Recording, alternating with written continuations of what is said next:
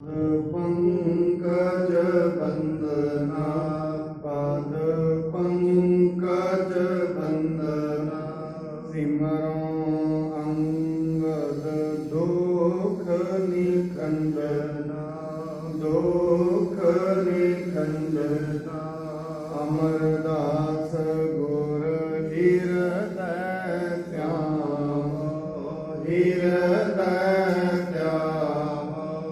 श्री गुरु रामदास गुण गावो श्री गुरु रामदास गुण गावो गुरु अर्जन विघ्नन के नाश विघ्नन के नाश गुरु हर गोबिंद शुभ मत प्रकाश सब मत प्रकाशक गुरु हर राय नमो कर जोर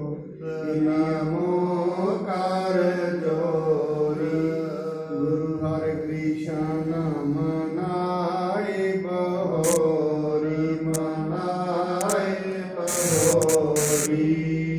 तेग बहादुर परम कृपालादि परम कृपाला गुरु गोबिंद सिंह विशाला गुरु गोबिंद सिंह विशाला तरापुर पुन पुन सीसा जी पुन सीसा बंदो बार बार जगदीशा बंदो बार बार जगदीशा।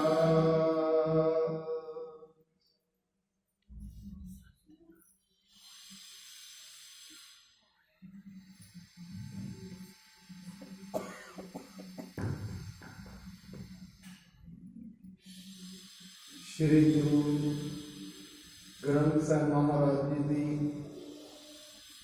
पावन पवित्र हजूरी अंदर सुभाएमान सतसंगी जनों, आप जी बहुत वडभागी हो जो साहिब श्री गुरु ग्रंथ साहिब महाराज जी के पावन दरबार अंदर सतसंगत के रूप में जुड़ बैठे हो, क्योंकि असी इवें कह सकते हैं दुनिया में जिन्नियां भी उपाधियां ने जिन्ने भी काम काज ने जो कुछ भी मनुख नूं प्राप्त हुंदा है जिन्ने भागां करके प्राप्त हुंदा है, अगर बहुत श्रेष्ठ भाग बन फिर सत संगत प्राप्त होती है। ये श्रेष्ठ भाग ने मनुख सत संगत में बैठता है, उसकी चेतनता परमात्मा के बारे जानने लई उत्सुक होती है, क्योंकि सत संगत के आके मनुख के अंदर परमात्मा के प्रति भाव पैदा होता है, परमेश्वर के प्रति प्रेम पैदा होता है, और ये प्रेम ही है जिहड़ा एक दिन मनुख की चेतनता नूं उस दे विच मिला देता है, अभेद कर देता है। क्योंकि परमेश्वर का मिलना शरीर का मिलना नहीं है। शारीरिक तौर पर जो कुछ भी असी कर रहे हैं, जो कुछ भी शरीर के तल से मनुख कमा रहे हैं, वो शरीर जदों खत्म होएगा, शरीर के खत्म होने के नाल ही उन्हां नाल संबंध टुट जाएगा। इस करके कहा जाता है दुनियावी तौर पर जो कुछ भी असी कर रहे हैं वो सच नहीं है। कारण जिवें शरीर खत्म होना है, शरीर खत्म होने के नाल संबंध टुट जाएगा। पर इसका मतलब ये नहीं है भी मनुख शारीरिक तौर पर काम करने छड्ड देवे, परिवार के विच रहना अते वरतना छड्ड देवे, नहीं। महाराज बाणी कहते ने विचे ग्रह रहै उदासी ਜਿਉ कमल रहै विच पानी है। जिवें कमल का फुल पानी दे विच रहिंदा है, उस दीआं जड़ां पानी दे विच ने, पर पानी विच रहण दे नाल नाल वो खिड़िया हुंदा है, उस दे अंदर पूर्ण खिड़ाव हुंदा है। पानी उस दे विच नहीं अपे, पानी दे विच अपने आप नूं नहीं अपेट होण दिंदा। इवें जिहड़े मनुख बंदगी करदे ने, रहिंदे संसार दे विच ने, दुनिया दे विच रहिंदे ने, इस संसार दे विच रहिंदिआं संसार की जिहड़ी कालख है वो उन्हां नूं नहीं लगदी, क्योंकि हर पुरख निरंजन परमात्मा है जिहड़ा वो निरंजन है। इस करके महाराज जी ने जिहड़े निरंजन नूं ध्याउंदे ने, निरंजन बिना कालख तो, इस करके जिहड़े परमात्मा नूं ध्याउंदे ने वो भी बिना कालख तो हो जाते हैं। बारी तौर पर जिहड़े विकार ने उन्हां दी मैल उन्हां नूं नहीं ग्रसदी। इस करके असीं श्री गुरु रामदास महाराज जी के पावन जीवन इतिहास की कथा श्रवण कर रहे हाँ। आओ जिवें महाराज सच्चे पातशाह ने अपने दोवें वड्डे पुत्रां की परख की है, दोवें वड्डे पुत्रां ने जवाब दे दिता है असीं विआह दे विच नहीं जाना। गुरु अर्जन साहब महाराज उन्होंने कहा है असीं जाण नूं तैयार हाँ। आओ हुण जिवें अगे कथा चलती है बड़े प्रेम अदब सत्कार नाल श्रवण करिए। आरंभ करन तो पहला गुरु जी वालों बख्शे हुए पावन गुरु मंत्र नाल संग पाइए। सतनाम श्री वाहेगुरु साहिब जी, सतनाम श्री वाहेगुरु साहिब जी। जह जावन मह जीवन संसय, तै आइस मुझ ते ओन संसय। गुरु अर्जन साहब महाराज जी को जदों सच्चे पातशाह ने कहा हे भाई तुसीं उत्थे जाना है विआह, कहंदे सच्चे पातशाह मैं जाण नूं तैयार हाँ, अगर तुसीं मैनूं ऐसी जगह ते भी भेजोगे जिथे मेरे प्राण भी चले जाणगे मैं उत्थे भी जाण नूं तैयार होवांगा। मैनूं उत्थे जाण दे विच भी कोई संसा नहीं है, क्योंकि मैं तुहाडा हुक्म मनना है। बाणी दे महाराज जी ने हुक्म मनना है, होवे प्रवान। जेड़े मनुख हुक्म मन लेंदे ने, जेड़े परमात्मा जो जिंदगी दे विच कर रहे हैं, परमात्मा दे एक एक हुक्म नूं मनदे ने, अपनी जिंदगी नूं परमात्मा नूं समर्पित कर दिंदे ने, अपनी जिंदगी नूं गुरु नूं समर्पित कर दिंदे ने। जेड़े भी वचन गुरबाणी दे गुरु दे जेड़े भी वचन हुंदे ने उन्हां नूं सत करके मनदे। पर मनुख की एक थोड़ी फितरत है, मनुख सारिया चीज़ों का त्याग कर सकता है, सब तो बड़ा त्याग करना होता है अपने विचारों का, अपनी बुद्धि का। मनुख हरेक चीज़ को त्याग कर देता है, सब तो ज्यादा मनुख किसी चीज पीछे लगता है अपने विचारों पीछे। अपने विचार को लागू कराने के लिए मनुख घंटा कई कई घंटिया तई मनुख लगातार बहस करी जाता होंगे, क्यों उसको लग रहा होंगे मेरे विचार श्रेष्ठ नहीं। इस करके मनुख अज भी दुनिया के उत्ते विचरता है, गुरुद्वारे मंदिर मस्जिद सारी थावां ते जाता है, पर एक गल याद रखना उन्होंने ते जाता तो जरूर है, सिर्फ नमस्कार करता है, अपने घर में वापस मुड़ जाता है। जो विचार उत्थों सुनाए जाते हैं विचारों को अपनी जिंदगी में लागू नहीं करता। कारण की है? क्योंकि वो उत्थे परमात्मा के विचार लैण लई नहीं जाता, वो अपने जेड़े कर्म लई जाता है परमात्मा को सिर्फ उसदियां वस्तुआं नूं मंगदा है, परमात्मा उन्होंने वस्तुआं दे जाए, सिर्फ इत्थे ही मनुख खलो जाता है। भावें ऐसी गल नहीं वस्तुआं परमात्मा तो ही मंगणियां ने, देण वाला भी कोई है, पर सिर्फ उस तो वस्तुआं मंगण ते नहीं खलो जाना। वो कोई वस्तुआं देण दा वसीला नहीं है। परमात्मा को जे मंगना ही है तो परमात्मा तो परमात्मा नूं मंग लेना चाहिए। ਬਾਣੀ ਦੇ ਵਿੱਚ ਮਹਾਰਾਜ ਕਹਿੰਦੇ ਨੇ ਮੰਗਣਾ ਮੰਗ ਨੀਕਾ ਹਰ ਜਸ ਗੁਰ ਤੇ ਮੰਗਣਾ। ਜੇ ਪਰਮਾਤਮਾ ਤੋਂ ਕੁਝ ਮੰਗਣਾ ਹੀ ਹੈ ਤੇ ਹਰੀ ਦਾ ਜਸ ਮੰਗ ਲਿਆ ਜਾਏ। ਜੇ ਹਰੀ ਦਾ ਜਸ ਮਨੁੱਖ ਨੂੰ ਮਿਲ ਜਾਏਗਾ, ਮਨੁੱਖ ਦੀ ਜ਼ਿੰਦਗੀ ਦੇ ਜਿੰਨੇ ਵੀ ਦੁੱਖ ਉਹ ਮਿਟ ਜਾਂਦੇ ਨੇ। ਮਹਾਰਾਜ ਅੱਜ ਦਾ ਜਿਹੜਾ ਮਹੀਨਾ ਵੀ ਹੈ ਫਲਗੁਣ ਆਨੰਦ ਉਪਾਸਨਾ ਹਰ ਸੱਜਣ ਪ੍ਰਗਟੇ ਆਏ, ਸੰਤ ਸਹਾਈ ਰਾਮ ਏਕ ਕਰ ਕਿਰਪਾ ਦਿਆ ਮਿਲਾਏ। ਮਹਾਰਾਜ ਨੇ ਸੇਜ ਸੁਹਾਵੀ ਸਰਬ ਸੁਖ ਹੁਣ ਦੁੱਖਾਂ ਨਾਹੀਂ ਜਾਏ। ਜਦੋਂ ਮਨੁੱਖ ਨੂੰ ਪਰਮਾਤਮਾ ਦਾ ਨਾਮ ਮਿਲ ਜਾਂਦਾ ਹੈ ਫਿਰ ਉਹਦੇ ਜਿਹੜੇ ਅੰਤਰੀਵੀ ਦੁੱਖ ਨੇ ਉਹ ਖਤਮ ਹੋ ਜਾਂਦੇ ਨੇ। ਕਿਉਂਕਿ ਮਨੁੱਖ ਦੇ ਅੰਦਰ ਦੁੱਖਾਂ ਦਾ ਕਾਰਨ ਇਹ ਨਹੀਂ ਉਹਦੇ ਕੋਲ ਰੋਟੀ ਦੀ ਕਮੀ ਹੈ। ਮਨੁੱਖ ਦੇ ਦੁੱਖਾਂ ਦਾ ਕਾਰਨ ਵਸਤਰਾਂ ਦੀ ਕਮੀ ਨਹੀਂ ਹੈ, ਪਰ ਦੁੱਖ ਫਿਰ ਵੀ ਹੈ। ਫਿਰ ਵੀ ਕੋਈ ਨਾ ਕੋਈ ਮਨੁੱਖ ਦੇ ਅੰਦਰ ਕਿਸੇ ਨਾ ਕਿਸੇ ਚੀਜ਼ ਦਾ ਕਲੇਸ਼ ਬਣਿਆ ਰਹਿੰਦਾ ਹੈ। ਕਾਰਨ ਕੀ ਹੈ? ਕਾਰਨ ਇਹ ਹੀ ਹੈ ਕਿ ਪਰਮੇਸ਼ਰ ਤੋਂ ਵਿਛੜਿਆ ਹੋਇਆ ਹੈ। ਇਹ ਜੀਵ ਆਤਮਾ ਪਰਮੇਸ਼ਰ ਤੋਂ ਵਿਛੜੀ ਹੋਈ ਹੈ। ਜਦੋਂ ਤਾਈਂ ਇਹ ਆਪਣੇ ਮੂਲ ਦੇ ਵਿੱਚ ਨਹੀਂ ਮਿਲੇਗੀ, ਜਦੋਂ ਤਾਈਂ ਇਹ ਚੇਤਨਤਾ ਜਿੱਥੋਂ ਉਪਜੀ ਹੈ ਉਹ ਉੱਥੇ ਤਾਈਂ ਨਹੀਂ ਮਿਲੇਗੀ, ਉਦੋਂ ਤਾਈਂ ਮਨੁੱਖ ਦੇ ਅੰਦਰ ਸੁੱਖ ਪੈਦਾ ਨਹੀਂ ਹੋਏਗਾ। ਸੁੱਖ ਨਹੀਂ, ਆਨੰਦ ਪੈਦਾ ਨਹੀਂ ਹੋਏਗਾ। ਸੁੱਖ ਤੇ ਮਿਲਦਾ ਰਹਿੰਦਾ ਹੈ, ਪਦਾਰਥ ਮਿਲਦੇ ਨੇ, ਰੋਟੀ ਖਾਂਦੇ ਆ, ਥੋੜਾ ਆਨੰਦ ਆਉਂਦਾ ਹੈ। ਸਵੇਰੇ ਵੀ ਜੇ ਬੇਨਤੀ ਕੀਤੀ ਸਾਧ ਸੰਗਤ, ਜਿਹੜੇ ਪਦਾਰਥ ਨੇ ਉਹਨਾਂ ਦਾ ਜਿਹੜਾ ਆਨੰਦ ਹੈ ਰੋਜ਼-ਰੋਜ਼ ਘਟਦਾ ਹੈ, ਪਰ ਪਰਮਾਤਮਾ ਦੇ ਨਾਮ ਦਾ ਰਸ, ਉਹਦੇ ਗਿਆਨ ਦਾ ਰਸ, ਉਹਦੀ ਸਮਝ ਦਾ ਰਸ ਰੋਜ਼-ਰੋਜ਼ ਵੱਧਦਾ ਜਾਂਦਾ ਹੈ।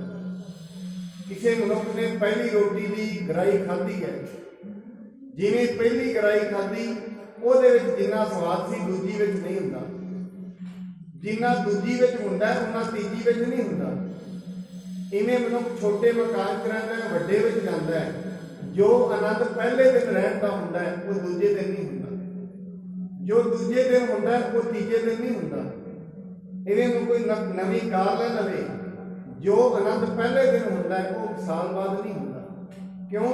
ਕਿਉਂਕਿ ਪਦਾਰਥਾਂ ਦਾ ਰਸ ਹੈ ਜਿਹੜਾ ਉਹ ਘਟਦਾ ਹੈ, ਪਰ ਪਰਮਾਤਮਾ ਦੀ ਰੰਗਤ, ਪਰਮਾਤਮਾ ਦੇ ਨਾਮ ਦਾ ਜਿਹੜਾ ਰਸ ਹੈ ਉਹ ਰੋਜ਼-ਰੋਜ਼ ਵੱਧਦਾ ਹੀ ਜਾਂਦਾ ਹੈ। ਦੇਰ ਨਾ ਕਰੋ ਪਿਤਾ ਜੀ ਊਹਾ, ਪ੍ਰਾਣ ਦਿਓ ਮੈਂ ਤੁਰੰਤ ਤਾਹਾਂ। ਕਿੰਨਾ ਹੁਕਮ ਮੰਨਦੇ ਨੇ ਗੁਰੂ ਅਰਜਨ ਸਾਹਿਬ, ਕਿਉਂਕਿ ਸਾਧ ਸੰਗਤ ਕਹਿੰਦੇ ਪਿਤਾ ਜੀ ਦੇਰ ਨਾ ਕਰੋ, ਤੁਸੀਂ ਮੈਨੂੰ ਹੁਕਮ ਦਿਓ। ਜੇ ਮੇਰੇ ਪ੍ਰਾਣ ਵੀ ਚਲੇ ਜਾਣਗੇ ਮੈਂ ਪ੍ਰਾਣ ਤਿਆਗਣ ਨੂੰ ਵੀ ਤਿਆਰ ਹਾਂ। ਕਹਿ ਸ਼੍ਰੀ ਅਰਜਨ ਸਰਲ ਸੁਭਾਉ, ਪਇਓ ਤਿਆਰ ਚਲਵੇ ਸੰਗ ਤਾਉ। ਇਹ ਗੱਲ ਕਹਿ ਕੇ ਸਰਲ ਸੁਭਾਅ ਵਾਲੇ ਗੁਰੂ ਅਰਜਨ ਸਾਹਿਬ ਜੀ ਮਹਾਰਾਜ, ਜਿਨ੍ਹਾਂ ਦਾ ਸੁਭਾਅ ਬੜਾ ਕੋਮਲ ਹੈ, ਬੜੇ ਕੋਮਲ ਬਿਰਤੀ ਦੇ ਮਾਲਕ ਹਨ, ਉਹ ਕਹਿੰਦੇ ਸੱਚੇ ਪਾਤਸ਼ਾਹ ਇਹ ਗੱਲ ਕਹਿ ਕੇ ਆਪਣੇ ਤਾਇਆ ਜੀ ਦੇ ਨਾਲ ਚੱਲਣ ਲਈ ਤਿਆਰ ਹੋ ਗਏ ਹਨ। ਜਨਨੀ ਪਾਨੀ ਦੇਖ ਤਪ ਗਏ, ਚਲਨ ਬ੍ਰਿਤਾਂਤ ਸਗਲ ਕਹਿਤੇ। ਉਸ ਤੋਂ ਬਾਅਦ ਫਿਰ ਆਪਣੀ ਮਾਤਾ ਜੀ ਕੋਲ, ਬੀਬੀ ਭਾਨੀ ਜੀ ਦੇ ਕੋਲ ਗਏ। ਉਹਨਾਂ ਨੂੰ ਜਾ ਕੇ ਦੱਸਿਆ, ਮਾਤਾ ਜੀ ਅਸੀਂ ਗੁਰੂ ਸਾਹਿਬ ਜੀ ਦੇ ਹੁਕਮ ਦੇ ਅਨੁਸਾਰ ਲਾਹੌਰ ਨੂੰ ਜਾਣ ਲੱਗੇ ਹਾਂ। ਕਰੇ ਉਸਨੇ ਅੰਕ ਬਠਾਰੇ, ਮਸਤਕ ਸੁੰਗਤ ਪਾਰੇ ਉਧਾਰੇ। ਬੀਬੀ ਭਾਨੀ ਜੀ ਨੇ, ਮਾਤਾ ਭਾਨੀ ਜੀ ਨੇ ਬੜੇ ਪਿਆਰ ਦੇ ਨਾਲ ਗੁਰੂ ਅਰਜਨ ਸਾਹਿਬ ਜੀ ਨੂੰ ਆਪਣੇ ਕੋਲ ਬਿਠਾਇਆ। ਕਹਿੰਦੇ ਉਹਨਾਂ ਦੇ ਮਸਤਕ ਨੂੰ ਚੁੰਮਦੇ ਹਨ ਤੇ ਬੜਾ ਪਿਆਰ ਉਹਨਾਂ ਨੂੰ ਕਰ ਰਹੇ ਹਨ। ਸੁਣੋ ਪੁੱਤਰ ਪਿਤ ਆਇਸ ਕਰੋ, ਇਸ ਮੈਂ ਨਿਜ ਹਿਤ ਨਿਤ ਅਨਸਰੋ। ਕਹਿੰਦੇ ਪਿਤਾ ਜੀ ਆਪਣੇ ਪੁੱਤਰ ਨੂੰ ਕਹਿੰਦੇ ਨੇ, ਬੇਟਾ ਤੁਸੀਂ ਹਮੇਸ਼ਾ ਆਪਣੇ ਪਿਤਾ ਜੀ ਦੀ ਆਗਿਆ ਮੰਨਣਾ, ਜਿਵੇਂ ਉਹ ਕਹਿੰਦੇ ਨੇ ਉਵੇਂ ਹੀ ਚੱਲਣਾ, ਕਿਉਂਕਿ ਉਹਨਾਂ ਦੀ ਆਗਿਆ ਦੇ ਵਿੱਚ ਹੀ ਸੁੱਖ ਹੈ। ਨਾਹੇ ਤਾ ਗੁਰ ਤਾ ਕਰਤੇ ਜਾਵਹਿ, ਸੇਵਾ ਕਰਹਿ ਦਾਸ ਕੋ ਪਾਵਹਿ। ਬੇਟਾ ਜੇ ਤੁਸੀਂ ਉਹਨਾਂ ਦਾ ਹੁਕਮ ਨਹੀਂ ਮੰਨੋਗੇ ਇਹ ਜਿਹੜੀ ਗੁਰਤਾ ਗੱਦੀ ਸਾਡੇ ਘਰ ਦੇ ਵਿੱਚ ਹੈ, ਇਹ ਘਰ ਵਿੱਚ ਨਹੀਂ ਰਹੇਗੀ। ਇਹ ਤੇ ਕੋਈ ਵੀ ਸੇਵਕ ਜਿਹੜਾ ਗੁਰੂ ਦਾ ਹੁਕਮ ਮੰਨੇਗਾ, ਜਿਹੜਾ ਵੀ ਸੇਵਾ ਕਰੇਗਾ, ਉਹਨੂੰ ਦੇ ਦੇਣੀ ਹੈ ਗੁਰੂ ਜੀ। ਕਿਉਂਕਿ ਗੁਰੂ ਮਹਾਰਾਜ ਬੇਪਰਵਾਹ ਨੇ। ਉਹ ਇਹ ਜਾਤ ਧਰਮ, ਕਿਉਂਕਿ ਸਾਧ ਸੰਗਤ ਗੁਰੂ ਨਾ ਕਿਸੇ ਦੀ ਜਾਤ ਵੇਖਦਾ, ਨਾ ਧਰਮ ਵੇਖਦਾ, ਨਾ ਉਹਦੀ ਮਾਇਆ ਵੇਖਦਾ। ਜਿਹੜੇ ਸਤਿਪੁਰਸ਼ ਹੁੰਦੇ ਨੇ ਉਹ ਮਨੁੱਖ ਦਾ ਸਿਰਫ ਪ੍ਰੇਮ ਵੇਖਦੇ ਨੇ, ਉਹਦਾ ਭਾਵ ਵੇਖਦੇ ਨੇ। ਜਿਹੜਾ ਹਜੇ ਤਾਈਂ ਜੋ ਮਨੁੱਖ ਹਜੇ ਤਾਈਂ ਜਾਤਾਂ ਮਜ਼ਹਬਾਂ ਦੇ ਝਗੜਿਆਂ ਵਿੱਚ ਫਸਿਆ ਹੋਇਆ ਹੈ, ਇੱਕ ਗੱਲ ਯਾਦ ਕਰ ਲੈਣਾ, ਹਜੇ ਤਾਈਂ ਕਿਤੇ ਵੀ ਨਹੀਂ ਪਹੁੰਚਿਆ।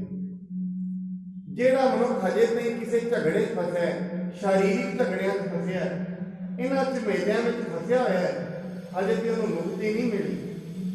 ਕਿਉਂਕਿ ਮੁਕਤੀ ਮਨੁੱਖ ਨੂੰ ਜਿਉਂਦਿਆਂ ਹੀ ਮਿਲਦੀ ਹੈ। ਬੈਣੀ ਕਹੈ ਸੁਣੋ ਰੇ ਭਗਤੋ, ਮਰਨ ਮੁਕਤ ਕਿਨ ਪਾਈ। ਮਰਨ ਤੋਂ ਪਿੱਛੇ ਕਿਹਨੂੰ ਮੁਕਤੀ ਮਿਲਦੀ ਹੈ? ਇਹ ਸਰੀਰ ਮਿਲੇ ਤਾਂ ਹੁਣੀ ਮੁਕਤੀ ਹੋ ਜਾਏ। ਔਰ ਮੁਕਤੀ ਦਾ ਮਤਲਬ ਕੀ ਹੈ? ਜਿਹੜੀ ਜੀਵ ਆਤਮਾ ਹੈ ਉਹਨੇ ਬੰਧਨਾਂ ਤੋਂ ਵਿਛੜ ਜਾਣਾ। ਜਿਹੜੇ ਉਹਦੇ ਕੋਲ ਬੰਧਨ ਨੇ ਉਹ ਬੰਧਨ ਟੁੱਟ ਜਾਣੇ। ਰੋਜ਼ ਰੋਜ਼ ਮਨੁੱਖ ਦੇ ਪੈਰਾਂ ਦੇ ਵਿੱਚ ਬੰਧਨ ਵੱਧਦੇ ਜਾਂਦੇ ਨੇ। ਮਹਾਰਾਜ ਗੁਰੂ ਨਾਨਕ ਸਾਹਿਬ ਜੀ ਕਹਿੰਦੇ ਨੇ, ਰੋਜ਼ ਰੋਜ਼ ਮਨੁੱਖ ਇਹ ਦੁਨੀਆ ਵਿੱਚ ਫਸਦਾ ਜਾ ਰਿਹਾ, ਨਿਕਲ ਨਹੀਂ ਰਿਹਾ। ਇੱਥੇ ਮੋਹ ਰੂਪੀ ਚਿੱਕੜ ਹੈ, ਇਹ ਚਿੱਕੜ ਦੇ ਵਿੱਚ ਰੋਜ਼ ਰੋਜ਼ ਫਸਦਾ ਹੈ। ਜਿਹੜੀ ਇਹਦੀ ਸੁਰਤ ਹੈ ਇਹ ਰੋਜ਼ ਰੋਜ਼ ਫਸਦੀ ਹੈ, ਨਿਕਲਦੀ ਨਹੀਂ ਹੈ। ਕਾਰਨ ਕੀ ਹੈ? ਨਿਕਲੇਗੀ ਉਦੋਂ ਕੋਈ ਨਿਕਲਣ ਦਾ ਉਪਾਅ ਕਰੇਗਾ। ਮਨੁੱਖ ਨਿਕਲਣ ਦਾ ਉਪਾਅ ਕਰਦਾ ਹੀ ਨਹੀਂ। ਕਿਉਂ? ਪਹਿਲਾਂ ਇਹਨੂੰ ਇਹ ਨਹੀਂ ਪਤਾ ਮੈਂ ਫਸਿਆ ਹੋਇਆ। ਨਿਕਲਣ ਦਾ ਉਪਾਅ ਤੇ ਉਹ ਕਰੇਗਾ ਜਿਹਨੂੰ ਪਤਾ ਲੱਗੇਗਾ ਮੈਂ ਫਸਿਆ ਹੋਇਆ। ਹਜੇ ਤੇ ਕਈ ਤੇ ਮਨੁੱਖ ਬੜੇ ਆਪਣੇ ਆਨੰਦ ਦੇ ਵਿੱਚ ਹੱਸ ਰਿਹਾ, ਗਾ ਰਿਹਾ, ਖੇਡ ਰਿਹਾ, ਪਤਾ ਹੀ ਨਹੀਂ। ਇਸ ਨੂੰ ਇਹ ਨਹੀਂ ਪਤਾ ਮੈਂ ਜਿਸ ਜ਼ਿੰਦਗੀ ਦੇ ਵਿੱਚ ਰਹਿ ਰਿਹਾ, ਇਹ ਜ਼ਿੰਦਗੀ ਮੇਰੇ ਲਈ ਕਿੰਨੀ ਅਨਮੋਲ ਹੈ। ਇਹ ਜੀਵਨ ਜੋ ਮੈਨੂੰ ਪ੍ਰਾਪਤ ਹੋਇਆ ਇਹ ਕਾਹਦੇ ਲਈ ਹੋਇਆ? ਜਦੋਂ ਤੇ ਮਨੁੱਖ ਨੂੰ ਜੀਵਨ ਦੀ ਵੈਲਿਊ ਹੀ ਨਹੀਂ ਪਤਾ, ਇਸ ਸਰੀਰ ਦੇ ਬਾਰੇ ਪਤਾ ਹੀ ਨਹੀਂ, ਇਹਦੀ ਦਾਤ ਦਾ ਹੀ ਨਹੀਂ ਪਤਾ।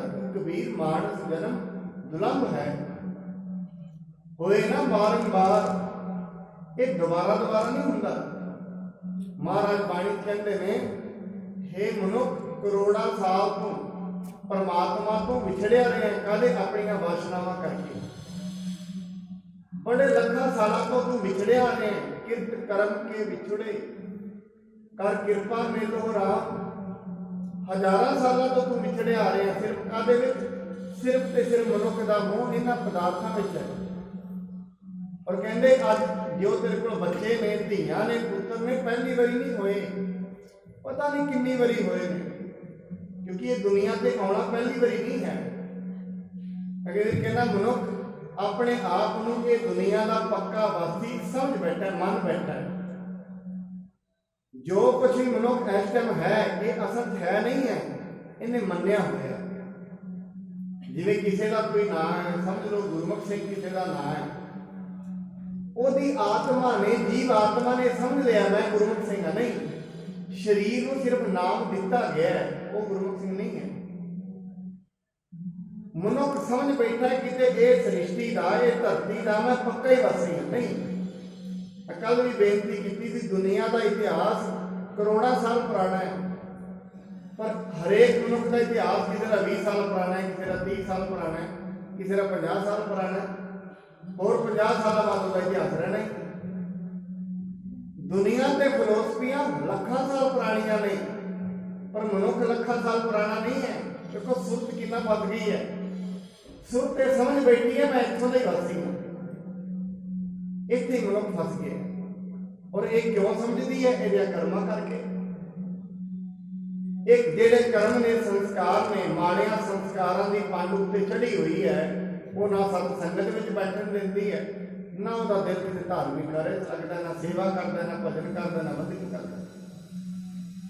ਗੁਰਬਾਣੀ ਦੇ ਵਿੱਚ ਮਹਾਰਾਜ ਗੁਰੂ ਤੇਗ ਬਹਾਦਰ ਸਾਹਿਬ ਇੱਥੇ ਕਹਿੰਦੇ ਨੇ, ਕਹਿੰਦੇ ਜਿਹੜੇ ਲੋਕ ਬੰਦਗੀ ਨਹੀਂ ਕਰਦੇ, ਰੱਬ ਦਾ ਨਾਮ ਨਹੀਂ ਚੇਤਦੇ, ਕਹਿੰਦੇ ਉਹਨਾਂ ਦੀ ਜ਼ਿੰਦਗੀ ਐਸੇ ਹੈ ਜਿਵੇਂ ਸੂਕਰ ਤੇ ਕੂਕਰ ਦੀ ਹੁੰਦੀ ਹੈ।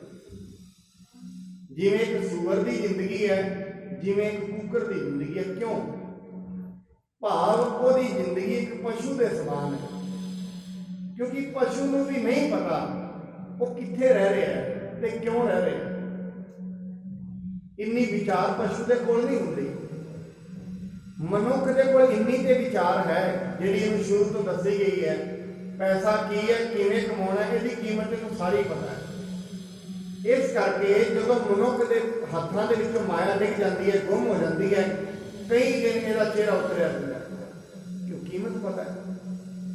ਪਰਮਾਤਮਾ ਤੋਂ ਵਿਛੜ ਗਿਆ, ਬੰਦਗੀ ਕਦੀ ਕੀਤੀ ਨਹੀਂ, ਕਦੀ ਨਹੀਂ ਚਿਹਰਾ ਉਤਰਦਾ। ਕਾਰਨ ਕੀ ਹੈ? ਅੱਜ ਇਹਨੇ ਬੰਦਗੀ ਨਹੀਂ ਕੀਤੀ, ਅੱਜ ਵੀ ਰੱਬ ਦਾ ਨਾਮ ਨਹੀਂ ਲਿਆ, ਚਿਹਰਾ ਨਹੀਂ ਉਤਰਦਾ। ਕਾਰਨ ਕੀਮਤ ਨਹੀਂ ਪਤਾ। ਜੇ ਅੱਜ ਨਹੀਂ ਕੀਤੀ, ਕੱਲ ਵੀ ਨਹੀਂ ਕੀਤੀ, ਕਾਰਨ ਕੀ? ਕੀਮਤ ਨਹੀਂ ਪਤਾ ਹੈ। ਭਾਵੇਂ ਕਿ ਦੁਨੀਆ ਦੀ ਸਭ ਤੋਂ ਮਹਿੰਗੀ ਚੀਜ਼ ਗੁਰਬਾਣੀ ਨੇ ਪਰਮਾਤਮਾ ਦਾ ਨਾਮ ਮੰਨਿਆ, ਪਰ ਹੁਣ ਜਦੋਂ ਤੇ ਕੀਮਤ ਹੀ ਨਹੀਂ ਪਤਾ ਤੇ ਕਰੇਗਾ ਕੀ? ਜਿਵੇਂ ਮੱਧ ਪ੍ਰਦੇਸ਼ ਦੇ ਵਿੱਚ ਇੱਕ ਆਦਮੀ ਬੱਕਰੀਆਂ ਚਾਰਦਾ ਸੀ। ਬੱਕਰੀਆਂ ਚਾਰਦੇ ਨੂੰ ਇੱਕ ਪੱਥਰ ਲੱਗ ਪਿਆ। ਪੱਥਰ ਆਪਣੇ ਘਰ ਲੈ ਆਉਂਦੇ, ਜਵਾਕ ਪੱਥਰ ਨਾਲ ਖੇਡਦੇ ਨੇ, ਸਾਰੇ ਜਣੇ ਖੇਡਦੇ ਨੇ। ਇੱਕ ਜੋਰੀ ਕੋਲ ਆ ਗਿਆ, ਖੇਡਦੇ ਕਹਿੰਦੇ ਆਹ ਕੀ ਨਹੀਂ ਕਰਦੇ ਹੋ? ਕਹਿੰਦੇ ਇਹ ਤੇ ਪੱਥਰ ਹੈ, ਸਾਡਾ ਬੱਚਾ ਖੇਡਣ ਗਿਆ ਸੀ, ਉਹਨੇ ਲਿਆਂਦਾ। ਕਹਿੰਦਾ ਇਹ ਪੱਥਰ ਨਹੀਂ ਹੈ, ਇਹ ਹੀਰਾ ਹੈ। ਉਸ ਸਮੇਂ ਉਹਨੇ 10,000 ਰੁਪਏ ਨੂੰ ਦਿੱਤੇ ਤੇ ਉਹ ਪੱਥਰ ਲੈ ਲਿਆ। ਉਹਨੂੰ ਤਰਾਸ਼ ਕੇ ਜਾ ਕੇ ਬਾਦਸ਼ਾਹ ਨੂੰ ਦਿੱਤਾ। ਉਹ ਵਾਲਾ ਹੀਰਾ ਬਣਿਆ ਜਿਹਨੂੰ ਦੁਨੀਆ ਦਾ ਕੋਈ ਨੂਰ ਕਿਹਾ ਜਾਂਦਾ, ਸਭ ਤੋਂ ਮਹਿੰਗਾ। ਤੁਰਿਆ ਕਿੱਥੋਂ? ਇੱਕ ਆਜੜੀ ਦੇ ਕੋਲੋਂ। ਆਜੜੀ ਕਿਉਂ ਨਹੀਂ ਸੰਭਾਲ ਪਾਇਆ? ਕਾਰਨ ਕੀ ਸੀ? ਕੀਮਤ ਨਹੀਂ ਪਤਾ। ਬਾਣੀ ਕਹਿੰਦੀ ਸਾਈ ਨਾਮ ਅਮੋਲ, ਕੀਮ ਨਾ ਪੂਰੀ। ਬਿਨਾਂ ਕੀਮਤ ਤੋਂ ਮਨੁੱਖ ਦੀ ਜੇਬ ਦੇ ਵਿੱਚ ਭਾਵੇਂ ਹੀਰੇ ਪਏ ਹੋਣ, ਨਹੀਂ ਪਤਾ ਕੀ ਕੀਮਤ ਨਾ ਹੋਣ ਕਰਕੇ ਮਨੁੱਖ ਦੀ ਹਾਲਾਤ ਭਿਖਾਰੀਆਂ ਵਰਗੀ ਰਹਿੰਦੀ ਹੈ ਜਦੋਂ ਤੇ ਕੀਮਤ ਨਹੀਂ ਪਤਾ। ਇਸ ਕਰਕੇ ਮਨੁੱਖ ਦੇ ਅੰਦਰ ਪਰਮਾਤਮਾ ਹੈ, ਪਰ ਇਸ ਨੂੰ ਅੰਦਰੋਂ ਪਤਾ ਹੀ ਨਹੀਂ, ਉਹਦੀ ਕੀਮਤ ਨਹੀਂ ਪਤਾ, ਤਾਂ ਕਰਕੇ ਭਿਖਾਰੀਆਂ ਵਰਗੀ ਹਾਲਾਤ ਹੈ। ਦਿਨ ਰਾਤ ਆਸ਼ਾਵਾਂ ਦੇ ਵਿੱਚ ਡੁੱਬਿਆ ਹੋਇਆ ਹੈ। ਅੱਗੇ ਤੋਂ ਅੱਗੇ ਆਸ਼ਾ ਤੁਰੀ ਜਾਂਦੀ ਹੈ।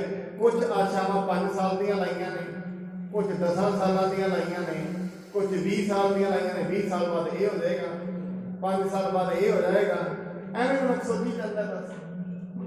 ਨਹੀਂ ਅੱਜ ਠੀਕ ਹੈ, ਮੈਂ ਇਹਨੇ ਟਾਈਮ ਸੋਚਦਾ ਹੁੰਦਾ। ਮਨੁੱਖ ਇੱਕ ਹੀ ਗੱਲ ਰੋਜ਼ ਹੁੰਦਾ ਹੈ, ਇਨਡਾਇਰੈਕਟਲੀ। ਡਾਇਰੈਕਟਲੀ ਨਹੀਂ, ਕੀ ਚੰਗੇ ਦਿਨ ਆਉਣਗੇ। ਹਰੇਕ ਮਨੁੱਖ ਇਨਡਾਇਰੈਕਟਲੀ ਇੱਕ ਹੀ ਗੱਲ ਹੁੰਦਾ ਆਪਣੇ ਮਨ 'ਚ, ਕੀ ਚੰਗੇ ਦਿਨ ਆਉਣਗੇ। ਕਿ ਅੱਜ ਚੰਗਾ ਨਹੀਂ ਹੈ, ਜਿਹਨੇ ਅੱਜ ਨੂੰ ਚੰਗਾ ਨਹੀਂ ਬਣਾਇਆ ਉਹਦਾ ਕੱਲ ਵੀ ਚੰਗਾ ਨਹੀਂ ਆਉਣਾ। ਕੱਲ ਚੰਗਾ ਆਉਂਦਾ ਹੀ ਨਹੀਂ। ਵੱਡੇ ਵਡੇਰੇ ਦੁਨੀਆ ਤੋਂ ਚੱਲ ਗਏ ਨੇ ਇਸੇ ਗੱਲ 'ਚ, ਚੰਗਾ ਦਿਨ ਆਏਗਾ, ਆਨੰਦ ਮਾਣਾਂਗੇ, ਖੁਸ਼ੀਆਂ ਮਾਣਾਂਗੇ। ਉਹ ਕਦੇ ਵੀ ਨਹੀਂ ਹੋਣਾ। ਜੋ ਹੁਣ ਹੈ ਉਹੀ ਚੰਗਾ ਹੈ। ਅਗਲੇ ਪਲ ਦਾ ਕੀ ਪਤਾ ਹੈ ਆਉਣਾ ਹੈ ਕਿ ਨਹੀਂ ਆਉਣਾ, ਅਗਲੇ ਦਾ ਤਾਂ ਪਤਾ ਹੀ ਨਹੀਂ। ਪਰ ਮਨੁੱਖ ਸਾਰਾ ਦਿਨ ਭਵਿੱਖ ਵਿੱਚ ਜਿੰਦਾ ਹੈ।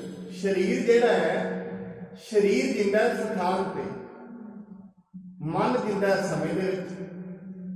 ਮਨ ਜਾਂ ਤੇ ਜੋ ਕੁਛ ਇਹਦੇ ਨਾਲ ਵਾਪਰਿਆ ਉਹਦੇ ਵਿੱਚ ਜੀ ਰਿਹਾ, ਪਿੱਛੇ ਪਾਸਟ ਦੇ ਵਿੱਚ। ਜਾਂ ਕੁਛ ਹੋਣਾ ਹੈ ਉਹਦੇ ਵਿੱਚ ਜੀ ਰਿਹਾ। ਅੱਜ ਜੋ ਇਹ ਕਰ ਰਹੇ ਇਹਨੂੰ ਪਤਾ ਹੀ ਨਹੀਂ। ਪਿੱਛੇ ਜੋ ਹੋ ਗਏ, ਜੋ ਗਵਾ ਗਿਆ, ਜਿਹਦੇ ਨਾਲ ਝਗੜੇ ਹੋਏ, ਲੜਾਈਆਂ ਹੋਈਆਂ, ਉਹਨਾਂ ਨੂੰ ਚੇਤੇ ਕੇ ਜਿਹਦੇ ਕੋਲ ਵੀ ਬਹੇਗਾ, ਕੋਈ ਵੀ ਗੱਲ ਆਰੰਭ ਕਰੇਗਾ, ਆਪਣੀਆਂ ਪਿਛਲੀਆਂ ਛੇੜ ਦਿੰਦਾ।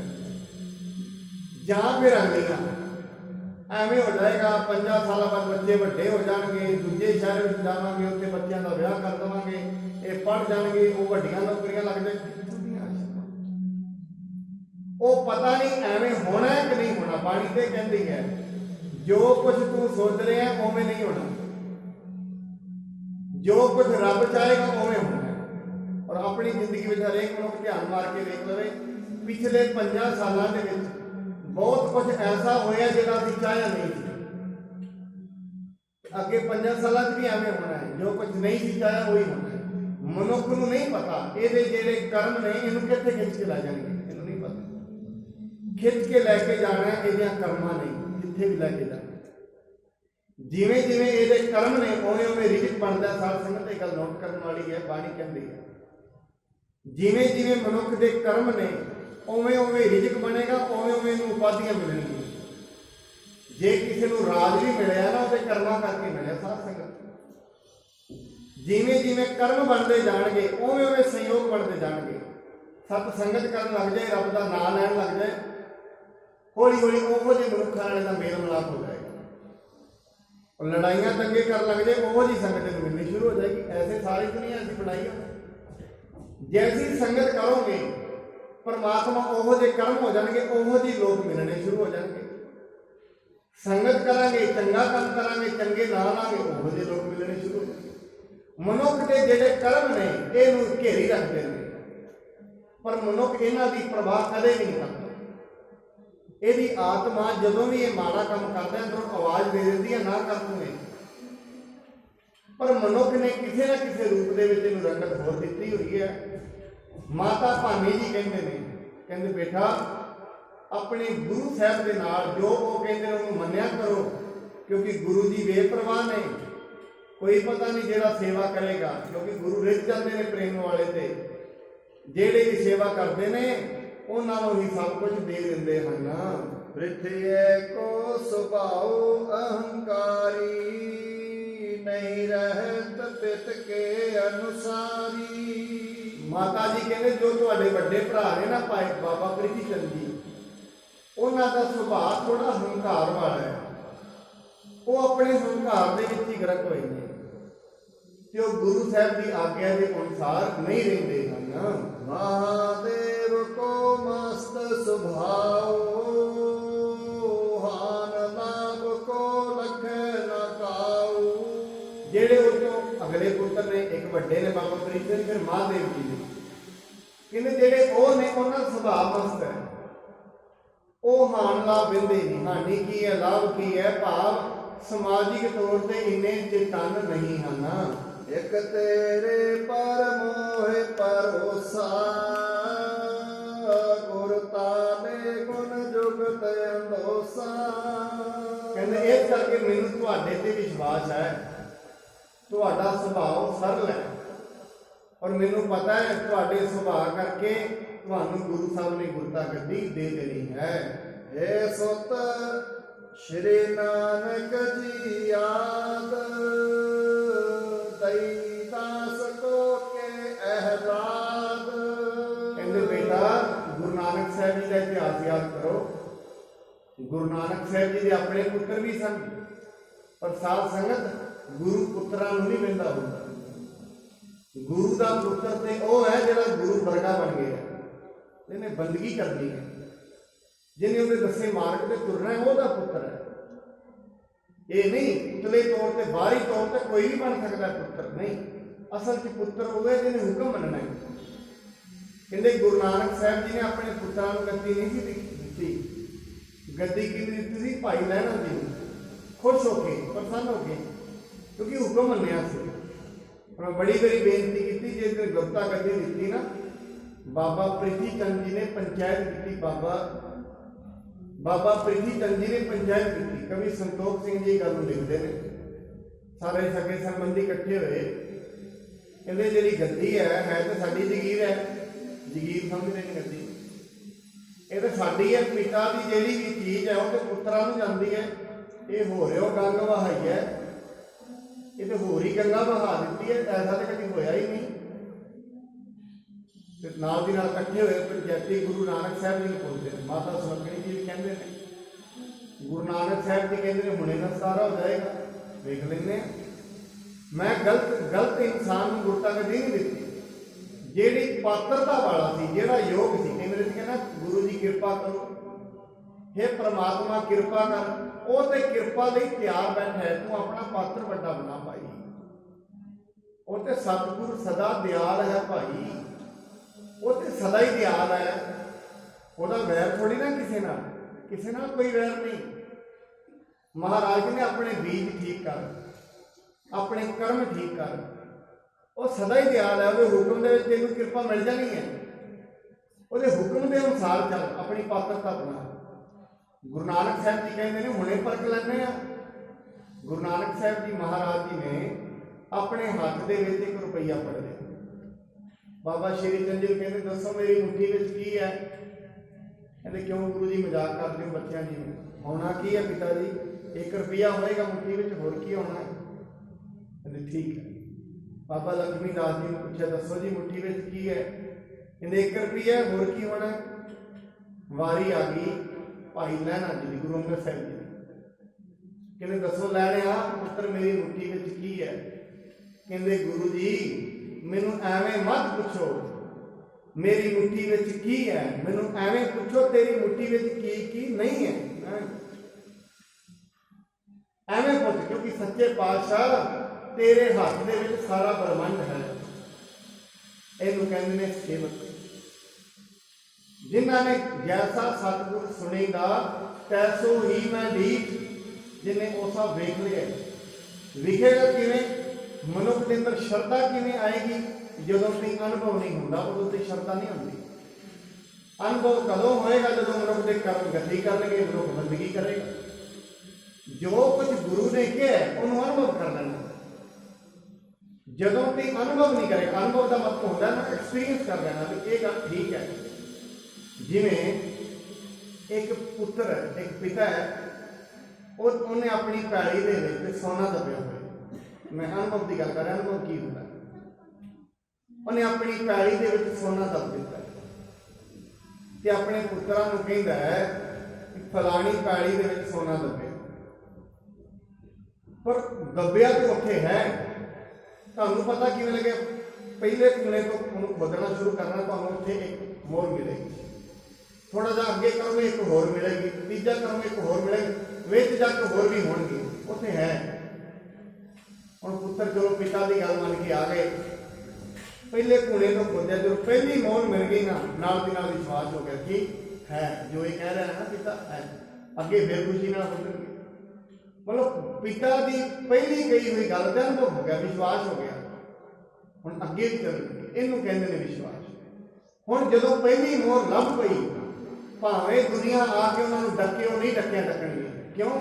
अनुभव हो गया। हुण किवें डकणगे? एवें जदों भगत परमात्मा के मार्ग से चलते हैं, जिवें गुरु साहब कहते हैं परमात्मा दयालु है, जो उन्होंने जिंदगी में कोई दयालता वाला काम हो गया, सारी दुनिया आखेगी छड़ दे परमात्मा को, कहेगा नहीं हुण नहीं छड्डेगा।